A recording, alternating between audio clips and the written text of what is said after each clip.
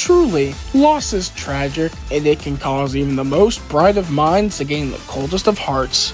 Victor Freeze, Batman's ice-cold rival. Amelia Hughes, the Conductor plunged into infinity. I am No Name, and I am here to analyze their powers, techniques, and experience to figure out who wins.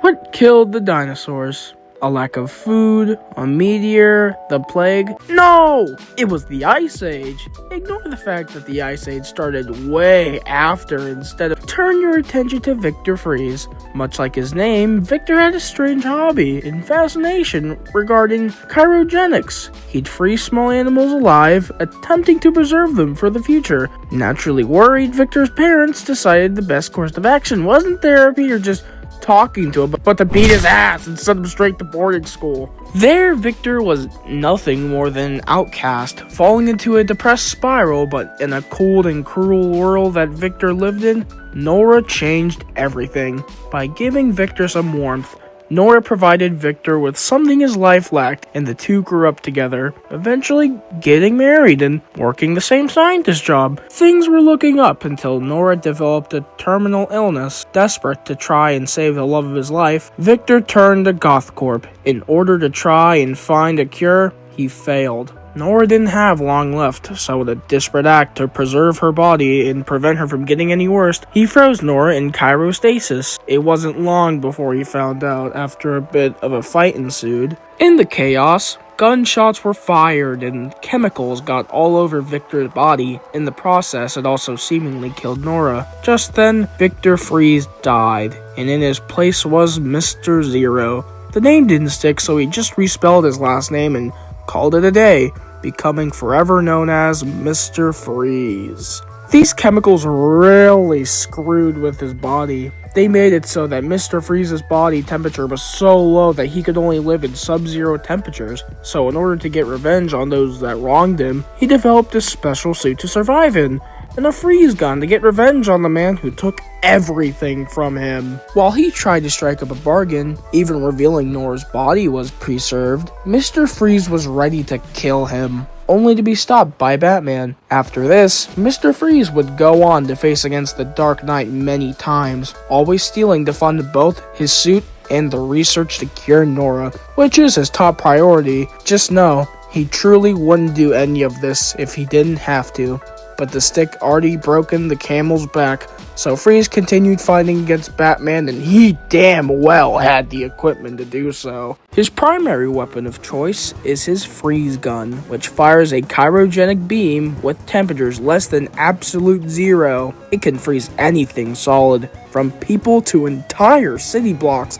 Not even fireballs can stop this thing. It can also make ice constructs, anything from icicles to projectiles, to even entire castles. But his gun isn't all he's got. He also has his iconic suit. It's been through many designs and variants, some good, some, Arnold Schwarzenegger, but all give him an edge. His suits allowed him to take acid straight to the face, restrain Batman, punch through steel doors, and it's so cold that merely being in his presence made steel chains turn brittle. And that's just how cold he is contained. Uncontained, his body is so cold he flash freezes and destroys basically everything he touches. He has far more than that. He has freeze grenades, a jetpack that reaches the sun in seconds, a device that controls polar bears, and a flamethrower, ironically enough, and even a life support device that was stated by Mr. Terrific himself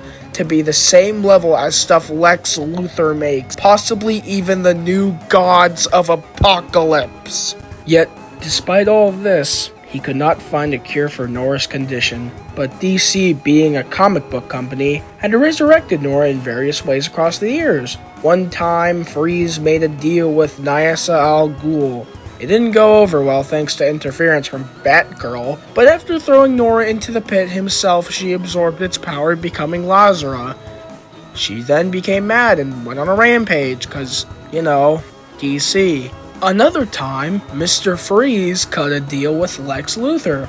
and he got a serum that actually revived Nora. She became Mrs. Freeze, but the serum also made her extremely violent, and when Victor tried to calm her down, she stabbed him with a needle that raised his body temperature to a fatal point, and so Batman had to save him by doing to Victor what Victor had to do to Nora. Poor Victor. Despite all of this, trying and failing again and again, being shown that his efforts are futile and continually having to keep up with the laser-dodging Batman, despite all of this, he still loved Nora and wanted to bring her back no matter what. However, in one timeline, one non-canon of course, and slightly more optimistic, things end a bit different. After being thwarted by Batman, he fell into an oil rig that exploded and should have killed him, but somehow he lived with a broken leg. As it turned out though, Batman actually took Nora and Wayne Enterprises was able to successfully revive her, with one Victor Freeze being credited for preserving her body for so long. A few years later, he died in an explosion, saving Batman's protege. But that was because across it all, Batman was really the only one that really understood him. After all, every Batman villain represents the worst one of Bruce Wayne's traits. The Joker being his insanity, Bane his overwhelming strength, Penguin his wealth, Scarecrow the fear that he inspires, the Riddler his intellect, and Mr. Freeze his tragedy. Despite this one timeline where Nora lived with little to no repercussions, Mr. Freeze is always going through tragedy and loss and will never truly get to live with Nora again. After all, the only thing that was colder than his skin was his battered and broken heart. But for just one moment, just across all of DC's numerous timelines and continuities and giant cosmology, just once, and only one time, he was truly the man Nora was proud to call her husband. My God. Yes, it would move me to tears if I still had tears to shed. What does it mean to be stuck in one place? To never wake up to reality? Tulip Olson would soon find someone just like that. Tulip was your typical wannabe game designer. Been there, done that, so she naturally, above all else, wanted to go to a programming camp to probably learn game design. However, her parents were in a rocky place, and neither one was able to take her. Furious as she ever so was, she ran away, but the train she hopped on would change her life forever. This is the Infinity Train, a series of interconnected universes surrounded by a wasteland. Tulip found herself with a number on her head and some newfound companions. The glorious split-personality robot 1-1, short for Glad One and Sad One, and the goodest of royal boys, Aticius. The group set off to find Tulip away off the train. However, a robotic beast was after them, controlled through a series of notes by one hulking metal robot. This is the Conductor, with a hulking metallic suit capable of breaking concrete and a steward as a bodyguard. The Conductor instilled fear amongst its denizens, with Goms constantly patrolling the wasteland surrounding the train, ready to suck your life force away. Getting out is basically impossible, which Tulip was doing, but she was screwing with the Conductor's plans, and thus she needed to be taken care of. But things weren't always like this. They weren't always the Conductor. Originally, they were Amelia Hughes. She was a troubled student with a genius creative mind who loved no one more than her childhood friend Alaric Timmons. The two cared for each other, and Alaric was always there to cheer up Amelia, so it wasn't long until they got hitched. It wouldn't last. Right before their marriage, tragedy struck, and Alaric died in a dirt biking accident. Amelia's heart was broken, and she had problems that need to be fixed, and that was the Infinity Train's original purpose, to help people solve their problems, so they leave a better person or die trying. But the loss of Alaric was too much for Amelia. She found her way to the original Conductor, which was in fact 1-1, who who made all the cars. So Amelia begged for him to make a cart with Elric. But when 1-1 refused, Amelia usurped the train and transformed the pod that took her into her mech suit. With a synthwave mask and the right tune, Amelia took over the stewards, powerful androids that can fire bullets, have multiple tentacle-like appendages, with claws that can really stretch, and they can even self-destruct, causing an explosion nearly as big as a castle. Amelia also has some more personal offense, such as a donut holder and a shovel for beating people with, a sonar shield belt that can block most attacks and create a small shockwave, which is actually based off of a real thing used for fishing. But most deadly is when she has repurposed the cannons on the Infinity Train to turn them into a gun that, when injected with an orb, will turn anything she shoots with it into whatever thing said orb correlates to. Most notably are the Gooms and Goms, which is the version she shot Ateus with when Tulip got too close to ruining everything, which I'm shocked she was able to grab him when he's fast enough to dodge bullets. But either way, it's not like Amelia was very close either. Creating a new car for the Infinity Train is difficult to say the least. No matter what she did, she was only ever able to most recreate her school, but all the people were just turtles. She failed constantly of trying to bring Elric back. Though she did figure out how to properly move the cars though, and there are some pretty deadly carts attached to the train. A whole chrome dimension where you can get stuck inside of your own reflection, memory tapes that will trap and rewrite your memories if you watch them, and whole trees that turn you into wood if you can't say anything nice, and so much more. Despite all of this, Tulip was able to make it through the cars. After all, they aren't intended to kill you, just teach you lessons so your number can't go to 0. Since every passenger has some sort of problem, they need worked out, and fate will bend to allow those cars and to start improving passengers. However, their improvement is up to the person. If they make choices that make themselves worse, their number will go up. And Amelia's number went up and all the way to the tippity top until it was so high, basically it covered her entire top half of her body. She was making all the wrong choices just so she could see Elric again. But when 1-1 was plugged back in, Mcdesus returned to normal and Tulip went home. Amelia's time as the conductor went to an end. But the time was never forgotten, and a cult was formed in her honor. The Apex, which is the leader named after a book, but it was just created and ran by a bunch of kids that basically made up rules in order to fit their narrative of 1-1 being the false conductor, and Amelia, of course, being the true conductor, believing that increasing your number was the right way and that none of the denizens of the train had any real emotions. But when the Apex's leader got separated from their group, they eventually ran into Amelia, who was now working for 1-1, trying to make amends for all the trouble she caused, and when she learned the Apex was and what their beliefs were, she had to laugh about it. But there was one thing about the group that caught her attention. A little girl named Hazel was tagging along and acted suspiciously like Elric, and when she found out that Hazel could turn into a turtle, after some testing, she figured out that she was the closest Amelia got to ever recreating Elric. And when Hazel was betrayed by the Apex, Amelia took her under her wing in order to study her further. As if for what happened to those Apex kids, well, one of them fucking died, and the other realized maybe believing shit you randomly brought up off based of little to nothing when you were the age of 8 years old probably isn't the smartest thing to do. As for what happened with Amelia and Hazel, well, we don't know. Maybe one day Amelia will get off this train, but at the state her number's at, it might as well be at infinity. At least she's awakened to reality now, taking the train to nowhere with all of infinity waiting.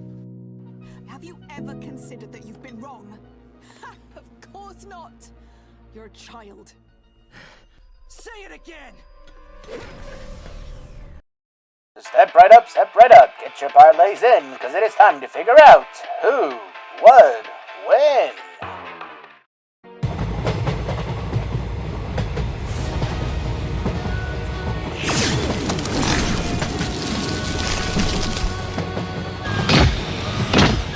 This train is now property of Mr. Freeze. Leave unless you wish to be put on ice. Where am I? You there, tell me what's going on. and I may not give you the cold shoulder.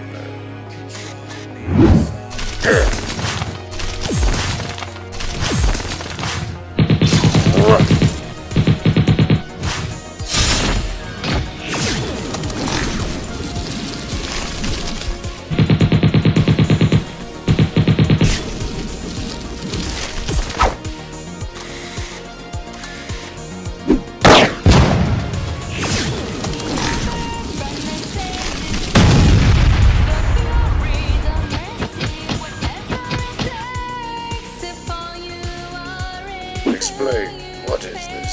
Why am I here? What is this number? This is the Infinity Train. You're here to reduce your number to 0, otherwise you can't leave. Then, what was that attacked me? You can mess everything up, Victor. I can't have you destroy everything you've built, so my stewards will permanently take you out.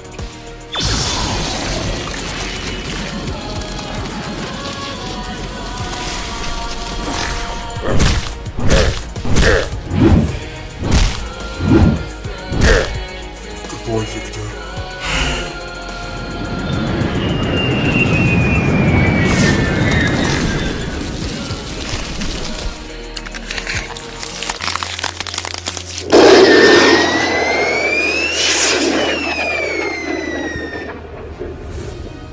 My fastest shining guide.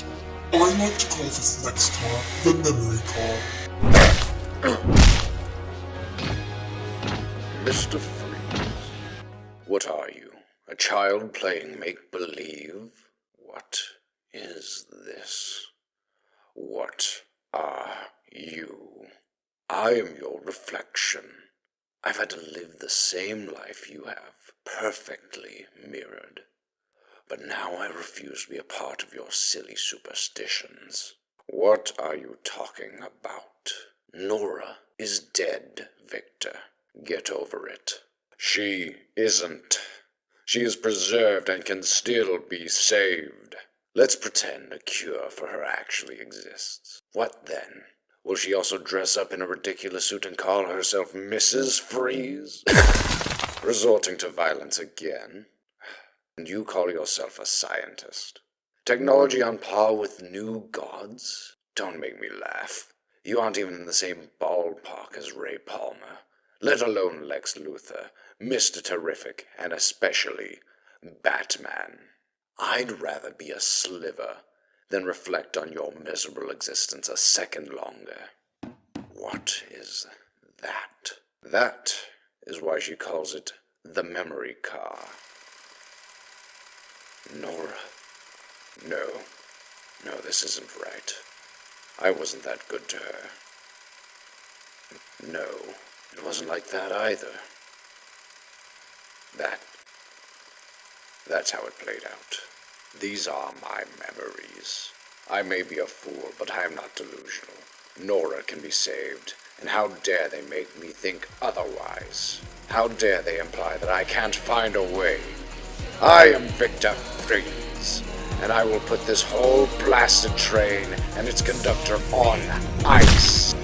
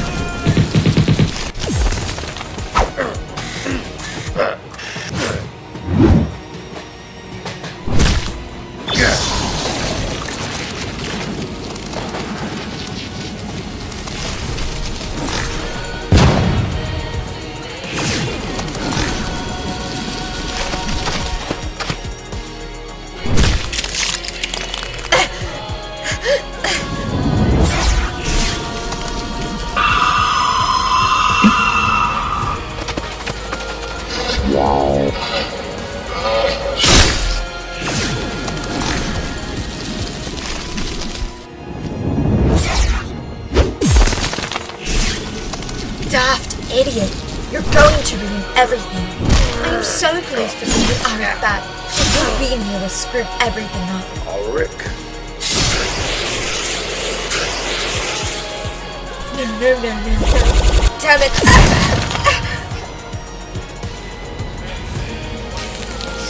so cold, yet it's so warm.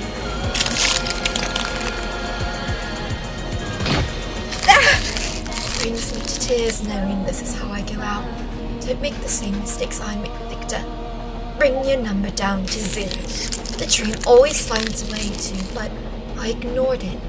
By the way, I'm not the conductor of the train. Then, who are you? I'm Amelia.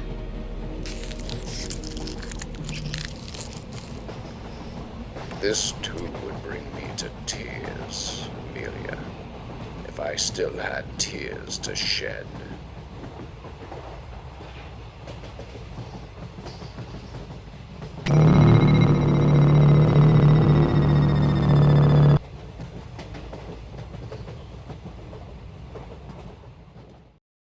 You know, maybe being an omnipotent being isn't really the best, because looking at this, there was never going to be a happy ending. Holy depression, Batman. Well, that out the way, this fight surprisingly had a lot going, so let's take this category by category. First up, versatility. Mr. Freeze was fairly straightforward with his arsenal. Basically, all of it was ice-based, focused on freezing the opponent through harsh temperatures. Amelia, meanwhile, had access to basically everything the car had to offer. One shot from the repurposed cannon is all she needs to end the fight, and the sonar shield could protect Amelia at all costs, but only for a time. Plus, the wide variety of the train cars that she could make Freeze deal with, and Victor easily could get overwhelmed. Amelia may take a versatility, but Victor should more easily take the edge in stats. While Amelia could scale to Mcdesus, who could dodge bullets, Victor regularly kept up with Batman, who both blocked and dodged lasers in the past. Mr. Freeze may be in a bulking suit, but he's way more nimble than you would expect. Plus, while Amelia can smash through concrete, Victor's freeze gun can create a castle worth over 14 kilotons of TNT,